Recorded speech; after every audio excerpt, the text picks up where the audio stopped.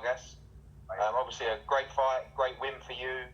When we met in London, you know, one thing I admire about you is you don't really care what weight class it is, obviously within reason, but we know that everybody seems to think your ideal weight class right now is 140. But is it just the stubbornness in you that where people say you're not a welterweight? I don't think you are a welterweight. And I think you know you're not a welterweight. But it's just I know I'm not. I know I'm not a welterweight, and you know, I would definitely be better at a lower weight class. You know, like 140 pounds. But I believe that my ability and my talent, my experience will allow me to compete at the highest level, even at the 147-pound limit against the top guys. And that's why I'm deciding to stay at welterweight to try to secure big fights where I can show everybody that my talent is much greater than they've ever seen. And I think, you know, we were able to show some of that in our last fight against Jesse Vargas. Wow. Eddie Hearn pretty much went out and said, hey, you're not a welterweight, so why are you still fighting as a welterweight? You know, and Mikey Garcia had no objections. You know, he admitted it, like you heard. He's not a welterweight. He never was a welterweight. You know, the Mighty Badger, that's what we call him on this channel, because he went up to fight Errol the Truth Spence. But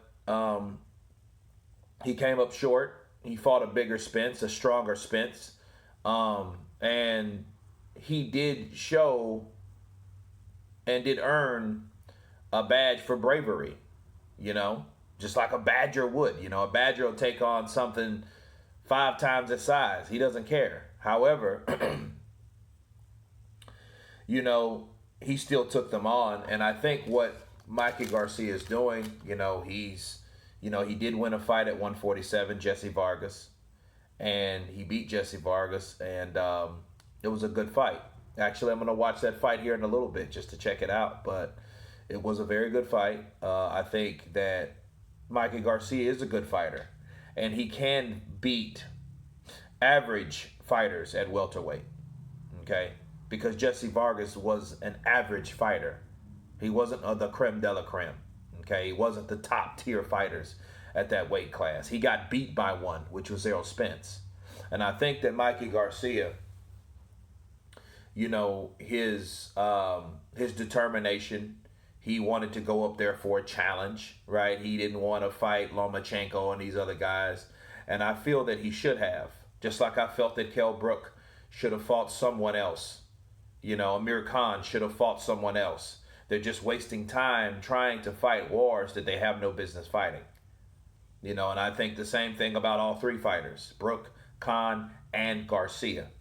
You know, and I don't think Mikey Garcia will stop until he gets a fight with a marquee fighter.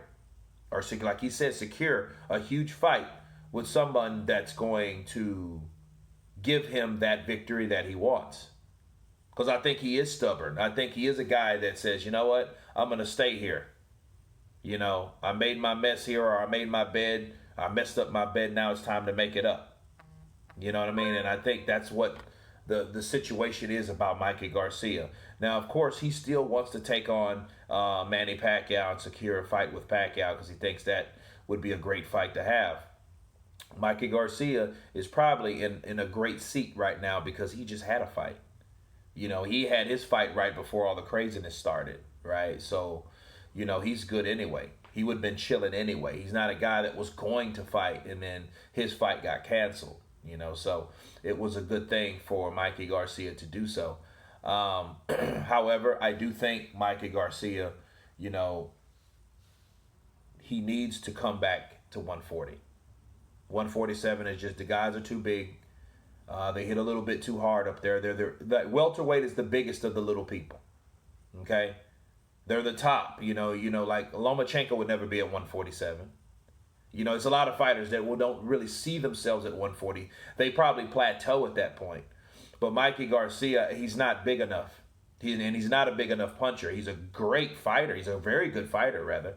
But he doesn't have the punching power to stay up there Because even when he was able to touch Errol Spence is one tough son of a gun. That's a tough dude, man. You know what I mean? And Sean Porter will tell you that because he took all Sean Porter could take, right? So, or should I say, he took all that Sean Porter could ditch out. So, fighting guys like that, tough guys, Danny Garcia is tough. I would like to see that fight because I would like to see how he would challenge himself, how that fight would pan out with him and Garcia.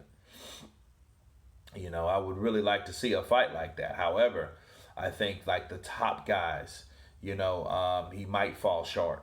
And if he does, I hope then he would be convinced enough to go back down to where he belongs and fights the guys there. Because there are guys that he can fight. There are fights that can be made, some of them, But anyway, I do think that Mikey Garcia is a good fighter.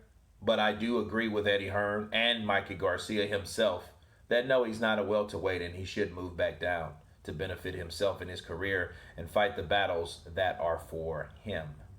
Anyway, that's my counterpunch on that. You guys tell me what you think about this topic. Of course, please subscribe. And you guys been counterpunched. Peace.